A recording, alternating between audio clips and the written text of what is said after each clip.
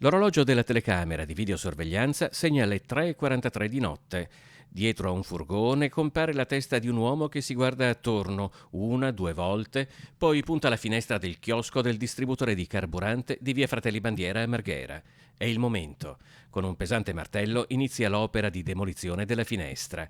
Ci vogliono 15 colpi assestati in rapidissima successione, qualche pugno e qualche pezzo più resistente da tirar via sempre a mani nude per creare il varco necessario all'ingresso. Naturalmente dentro il chiosco non c'è non ci sono soldi, ci sono solo dei profumi e pochissime cose, insomma, la macchina del caffè, che ogni tanto ci beviamo il caffè noi altri, dunque non riesco a capire, c'è scritto che c'è l'allarme, ci sono le telecamere, naturalmente non teniamo soldi contanti, non vedo il motivo per fare queste cose qua, sono danni inutili.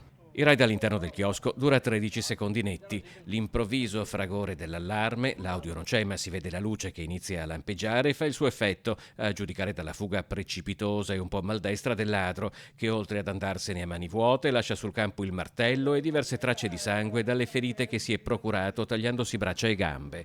Ora al posto della finestra c'è un asse di legno e qualche centinaio di euro da spendere per il nuovo vetro. Abbiamo subito un altro furto a novembre dell'altro anno che ci hanno sfondato il self-service dell'accettatore del lavaggio e lì, anche lì abbiamo avuto grossi danni, molti danni. Com'è la situazione in via Fratelli Bandiere? Era migliorata poco tempo fa, adesso però siamo, non dico tornati ai livelli di prima, però sta peggiorando.